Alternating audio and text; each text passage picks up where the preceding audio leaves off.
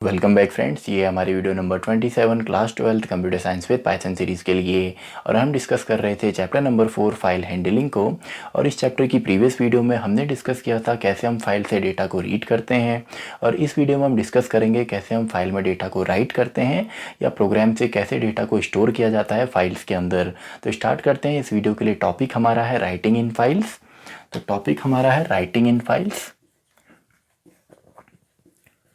Writing in files. अब देखिए, reading के लिए तो हमने फंक्शन डिस्कस किए थे, रीड हो, रीड लाइन हो या रीड लाइंस हो। जब राइटिंग ऑपरेशन परफॉर्म करना होता है तो दो फंक्शन हम यहाँ पे यूज़ कर सकते हैं। एक है हमारा राइट फंक्शन और दूसरा हमारा है right lines function. Right lines function, और दोनों ही इनबिल्ट फंक्शन है। और दोनों ही फंक्शन यहाँ पे केवल स्ट्रिंग टाइप सपोर्ट करते हैं, यानी कि अगर कोई भी डेटा हमने यहाँ पे स्टोर करना है फाइल के अंदर तो आपका स्ट्रिंग टाइप होना चाहिए। अगर आपको इंटीजर करना है या फ्लोट करना है तो इनको भी आप कर सकते हैं, लेकिन उससे पहले आप उसको कन्वर्ट करेंगे स्ट्रिंग के अंदर। तो इसको अभी हम एग्जांपल से यहाँ पे देखेंगे। तो डायरेक्टली अगर सिंटेक्स इनका मैं यहाँ पे देखूँ तो सिंटेक्स यहाँ पे हमारा डायरेक्ट है, फाइल ऑब्जेक्ट सबसे पहले आता है, देन हम डॉट के बाद फंक्शन लिखते हैं राइट, एंड देन हमारी वो स्ट्रिंग आएगी जिसको हमने स्ट्रिंग यहाँ पे स्टोर करना है। अब आप यहाँ पे स्ट्रिंग डायरेक्टली भी दे सकते हैं, आप किसी वेरिएबल में भी यहाँ पे वैल्यू दे सकते हैं, या वेरिएबल के अंदर भी आपकी स्ट्रिंग हो सकती है, उस वेरिएबल को आप यहाँ पे लिख सकते हैं। और यही आपका सेम है राइट लाइंस के लिए भी, यानी कि फाइल ऑब्जेक्ट या फाइल हैंडल सबसे पहले आता है, देन डॉट के बाद हमारा राइट लाइंस यहाँ पे आएगा, एंड देन यहाँ पे हमारा जो स्ट्रिंग आएगी, जो स्ट्रिंग्स यहाँ पे आएंगी ये हमारी हमेशा होती हैं लिस्ट के फॉर्म में। तो या तो आप लिस्ट डायरेक्टली यहाँ पे देंगे या सिंपली आप मल्टीपल स्ट्रिंग्स को एक लिस्ट के अंदर स्टोर करेंगे, एंड उस लिस्ट का नाम या उस वेरिएबल का नाम आपका यहाँ पे आएगा। तो इसको भी एग्जांपल से अभी हम देखेंगे। अब देखिए, जब हमने राइट मोड यहाँ पे लगाना होता है या राइटिंग ऑपरेशन हमने परफॉर्म करना होता है तो मोड हमने यहाँ पे देना ज़रूरी है, क्योंकि बाई डिफ़ॉल्ट हमारा क्या होता है, डिफ़ॉल्ट आपको ऑलरेडी पता है कि डिफ़ॉल्ट हमारा यहाँ पे रीड मोड यहाँ पे होता है, यानी कि अगर हम कोई मोड नहीं देते तो रीड होता है। अब हम अगर राइटिंग ऑपरेशन परफॉर्म करना है तो यहाँ पे एक तो हम यूज़ कर सकते हैं W यानी कि राइटिंग मोड, इसके अलावा A हम यूज़ कर सकते हैं यानी कि अपेंड मोड, यानी कि राइट मोड ये है, राइट मोड है, इसके अलावा ये अपेंड मोड है, अपेंड मोड है, और साथ ही साथ हम यहाँ पे W प्लस रीड राइट कर सकते हैं, या अपेंड के साथ भी हम रीड राइट कर सकते हैं। तो ये भी हम कर सकते हैं, इसको तो हम आगे देखेंगे कि एक ही प्रोग्राम के अंदर कैसे हम रीडिंग एंड राइटिंग एक साथ करते हैं बिना क्लोज किए हुए, क्योंकि इसमें आपका फाइल पॉइंटर यूज़ होते हैं, सीक फंक्शन यूज़ होता है। तो इसको अभी हम देखने वाले हैं। अब देखिए, राइट अगर आप करते हैं यानी कि W अगर आप यूज़ करते हैं तो यहाँ पे अगर आपकी कोई फाइल क्रिएट नहीं हुई है, कोई आपकी फाइल ही एग्जिस्ट नहीं करती जो नाम आप यहाँ पे फाइल का देंगे उससे, तो सिंपली क्या होगा, एक नई फाइल यहाँ पे क्रिएट होगी। लेकिन अगर ऑलरेडी कोई फाइल एग्जिस्ट करती है तो उसका जो डेटा है पुराना वो सभी इरेज हो जाता है और वो एक फ्रेश फाइल बनती है, यानी कि नेम तो सेम रहेगा लेकिन अगर उसके अंदर कोई डेटा है तो पूरा कंप्लीटली इरेज हो जाता है। तो यहाँ पे अगर आप इसको यूज़ करते हैं तो ऑलरेडी हमें पता है इट इरेजेज प्रीवियस डेटा को ये इरेज करता है एंड क्रिएट्स न्यू फाइल। और आपका अपेंड में भी सेम है, यानी कि अपेंड भी आपका न्यू फाइल तो क्रिएट करेगा लेकिन ये आपका डेटा को इरेज नहीं करेगा। यानी कि अगर आपकी फाइल पहले से एग्जिस्ट करती है और उसमें पहले से हमारा कुछ डेटा पड़ा हुआ है तो उसको एडअप नहीं करेगा, बजाय इसके हमारा जो नया डेटा हम फाइल में लिख रहे हैं उसको लास्ट में एडअप कर देता है। तो इसमें मैं लिख सकता हूँ it adds up data at the end of existing file. अब देखिए, इसमें आपने कंफ्यूज नहीं होना है। काफ़ी बार एग्ज़ाम में क्वेश्चन इस तरीके से आते हैं कि आपको कुछ रिकॉर्ड ऐड करने हैं एग्जिस्टिंग फाइल में, तो वहाँ पे आप ए मोड को यूज़ करेंगे, लेकिन आपसे ये बोला जाता है कि एक नई फाइल क्रिएट करके आपने लिखना है तो आप वहाँ पे W मोड को यूज़ करेंगे। तो स्टार्ट करते हैं। सबसे पहले देखते हैं राइट फंक्शन को। तो एक फ़ाइल सबसे पहले हमने ओपन करनी होगी। इसके लिए तो मान लेते हैं हमने फाइल हैंडलर यहाँ पे लिया P नाम से, एंड हमने एक फ़ाइल ओपन यहाँ पे कर ली। अब अगर आपकी एग्जिस्ट करती है फाइल पहले से तो कोई प्रॉब्लम नहीं है, आप उसको डायरेक्टली ओपन कर सकते हैं, लेकिन उसका डेटा जो है वो इरेज हो जाएगा। और अगर आप चाहते हैं डेटा जैसा है वैसा ही उसमें रहे और नया डेटा एडअप हो तो आपको अपेंड मोड यूज़ करना है। तो फिलहाल हम मानते हैं एक फ्रेश फाइल हम क्रिएट कर रहे हैं और फाइल का नाम हम ले लेते हैं hello.txt, यानी कि हमने टेक्स्ट फाइल यहाँ पे बनानी है। तो ओपन हमने करना है hello .txt को, तो ये फाइल हमारी बनेगी। और अगर आप किसी पूरी लोकेशन पे देना चाहते हैं तो पूरी लोकेशन आपके यहाँ पे आती है। एंड देन हमारा मोड यानी कि राइट मोड, तो ये तो हमारा हो गया, फाइल हमने ओपन यहाँ पे कर ली। तो इस जैसे हम ये स्टेटमेंट लिखते हैं और इसी को अगर हम एग्जीक्यूट करेंगे केवल, तो बैकएंड पे हमारी एक फाइल अभी तैयार हो गई केवल, जिसका नाम है हेलो एंड एक्सटेंशन है .txt। तो इतने से ये काम हमारा हो गया, ये फाइल हमारी क्रिएट हो गई। तो इसमें अब हमने लिखना है तो डायरेक्टली लिख लीजिए। अब यहाँ पे आप डायरेक्टली, अभी फिलहाल हम राइट फंक्शन से लिखते हैं, तो राइट फंक्शन से एक तो आप डायरेक्टली लिख सकते हैं, वेरिएबल से भी आप लिख सकते हैं। अब डायरेक्टली हम कैसे लिखेंगे, हम यहाँ पे लिखते हैं फाइल ऑब्जेक्ट, देन हमारा राइट फंक्शन, और ये फंक्शन इनबिल्ट हैं। अब जितने भी इनबिल्ट फंक्शन है सभी हमारे लोअर केस में आते हैं, तो इसके अंदर डायरेक्टली स्ट्रिंग में लिख देता हूँ। फॉर एग्जाम्पल चलिए चैनल का ही नाम मैं लिख देता हूँ, एडुटेनमेंट 1.0। तो ये एक हमने स्ट्रिंग लिखी, इसके अलावा एक और हम स्ट्रिंग लिख सकते हैं। अब देखिए अगर आप मल्टीपल लिखने की कोशिश करेंगे तो एरर यहाँ पे आपको देगा।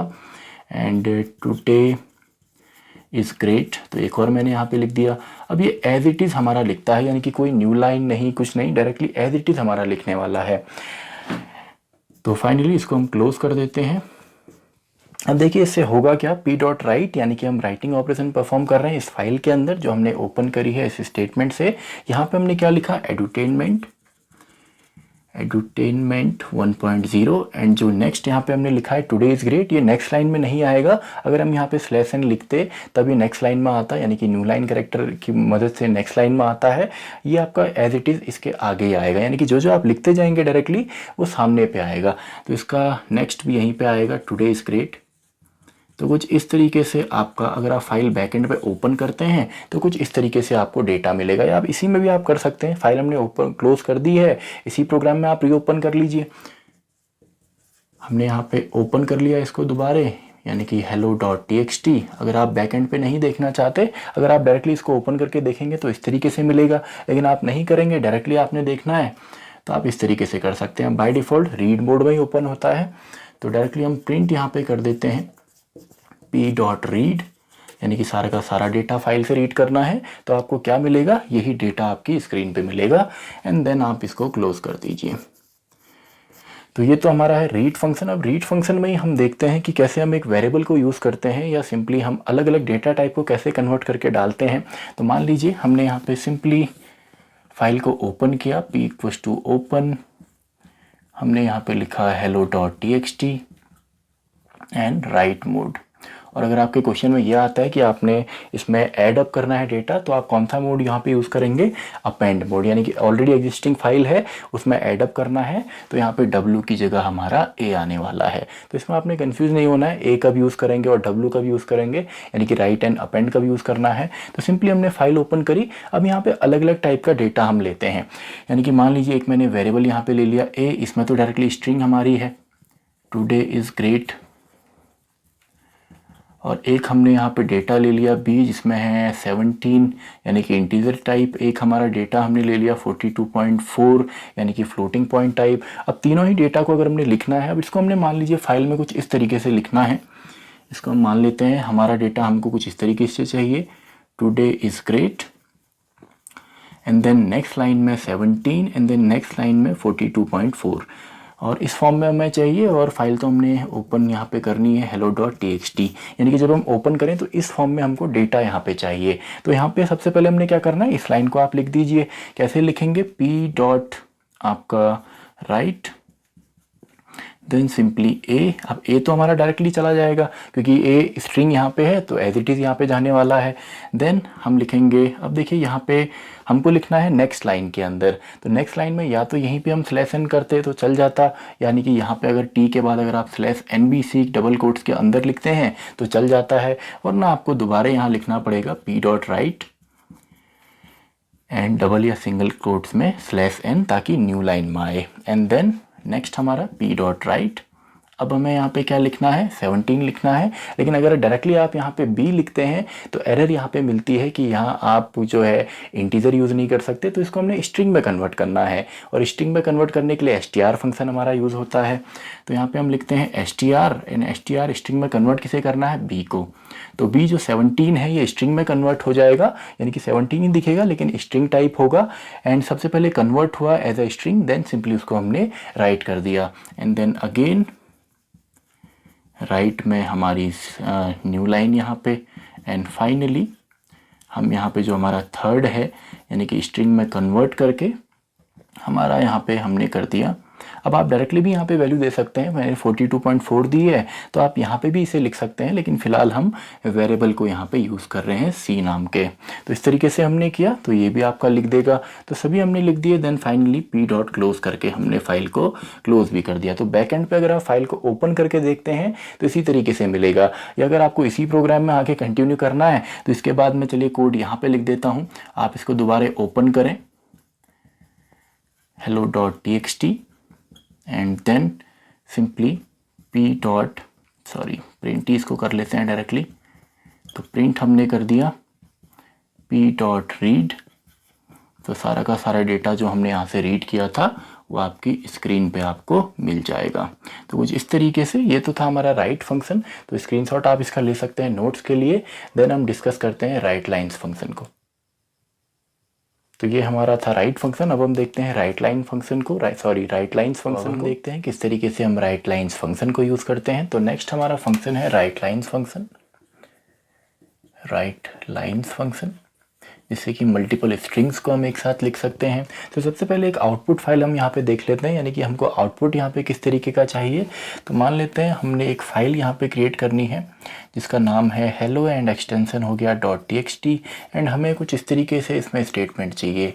पहला स्टेटमेंट हमें चाहिए today is great day, and second हमें यहाँ पे चाहिए पाइथन इज़ ग्रेट। थर्ड चलिए हम लिख लेते हैं हेलो एवरीवन। तो मान लीजिए 3 स्टेटमेंट हमको चाहिए, यानी कि फाइनल रिजल्ट हमें इस तरीके से चाहिए।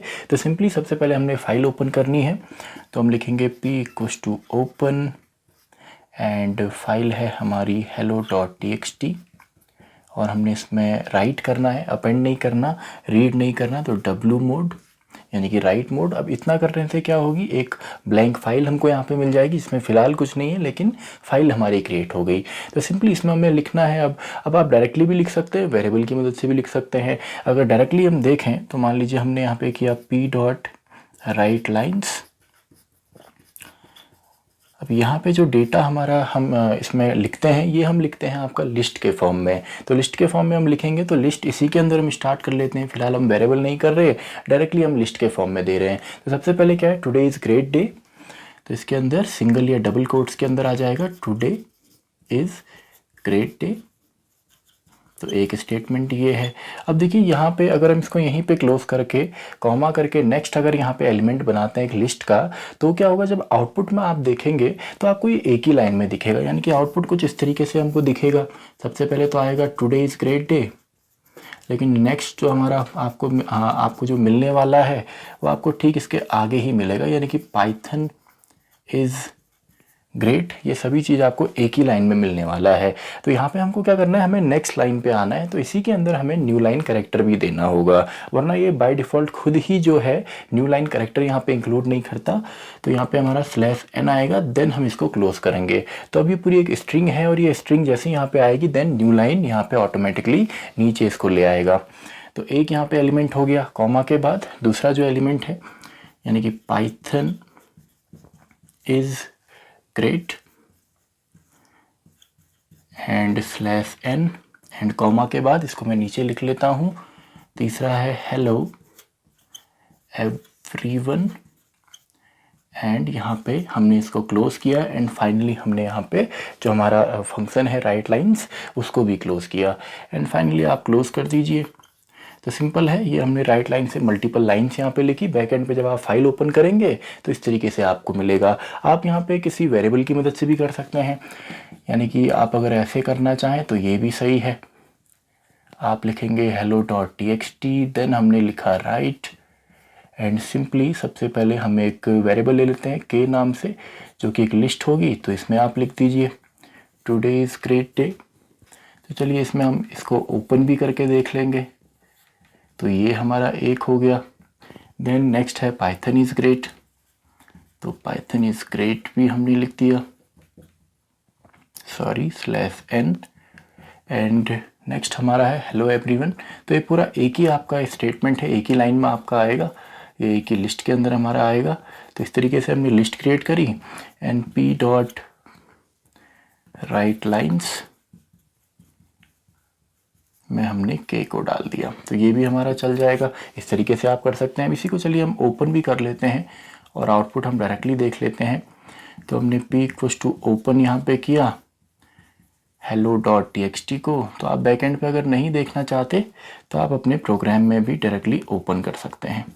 तो प्रिंट हमने किया और यहाँ पे कर दिया p डॉट रीड, तो पूरा का पूरा डेटा रीड होगा और आपकी स्क्रीन पे प्रिंट भी हो जाएगा। एंड फाइनली क्लोज आप कर दीजिए। तो इस अगर आप ये लिखते हैं तो डायरेक्टली आपका आउटपुट आपकी स्क्रीन पे ही मिल जाएगा। अब देखिए यहाँ पे एक फ्लश फंक्शन भी काफ़ी बार यूज़ होता है। फ्लश फंक्शन सिंपली हमारा बफर को क्लियर करता है, यानी कि जब हम डेटा को यहाँ पे आपका स्टोर करते हैं या लिखते हैं फाइल के अंदर तो ये आपका टेम्परेरी बफर में रहता है। तो फ्लश फंक्शन सिंपली क्या करता है, बफर को आपका क्लियर करता है एंड फोर्सफुली जो डेटा है उसको हमारी डिस्क के अंदर स्टोर करता है। यानी कि पाइथन के जो बफर में टेम्परेरी डेटा स्टोर है, अभी वो अगर आपका डिस्क में स्टोर नहीं होता और अगर हम वहाँ पे फ्लश यूज़ करते हैं तो डायरेक्टली ये स्टोर कर देता है। यानी कि इसका अगर एग्जाम्पल मैं यहाँ पे देखूँ तो मान लीजिए हमने एक फ़ाइल ओपन कर ली, नाम लिख लेते हैं today.txt एंड राइट मोड में एंड सिंपली हमने के इक्वल्स टू लिख लिया हेलो वर्ल्ड एंड सिंपली हमने टी इक्वल्स टू लिख दिया टुडे इज़ ग्रेट लिख दिया मान लीजिए। अब इन दोनों को जैसे हम लिखेंगे, यानी कि अगर मैं लिखता हूँ p डॉट राइट एंड मैंने लिख दिया k एंड मैंने लिखा p डॉट राइट एंड मैंने लिख दिया t, तो वैसे तो डायरेक्टली ये लिख लेंगे, बैकएंड पे फाइल क्रिएट होगी टुडे। अगर आप इसको यूज़ नहीं भी करते हैं तो कोई प्रॉब्लम नहीं है, लेकिन हो सकता है एग्ज़ाम में पूछा जाए कि फ्लश का क्या काम है। तो ये क्या काम करता है, ये इंटरनल बफर को क्लियर करता है। इट क्लियर्स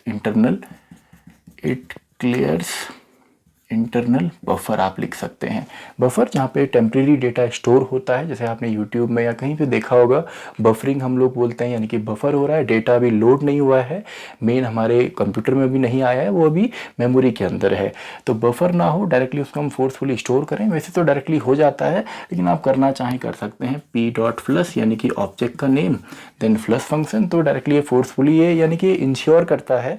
तो अगर एग्जाम में आता है व्हाट इज़ फ्लश फंक्शन, क्यों यूज़ होता है, तो एक तो आप ये लिखेंगे इंटरनल बफर को क्लियर करता है, दूसरा आप ये लिख सकते हैं कि ये इंश्योर करता है कि हमारा जो डेटा है वो डिस्क में आपका स्टोर हो चुका है।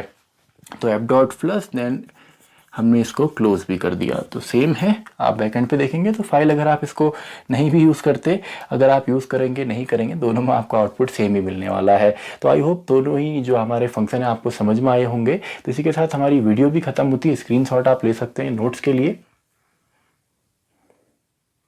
तो आई होप आपने इसका स्क्रीनशॉट ले लिया होगा। तो ये टॉपिक हमारा खत्म होता है। अब नेक्स्ट वीडियो में कुछ क्वेश्चंस हम यहाँ पे डिस्कस करेंगे रीडिंग एंड राइटिंग ऑपरेशंस के बेस पे, वीडियो नंबर 28।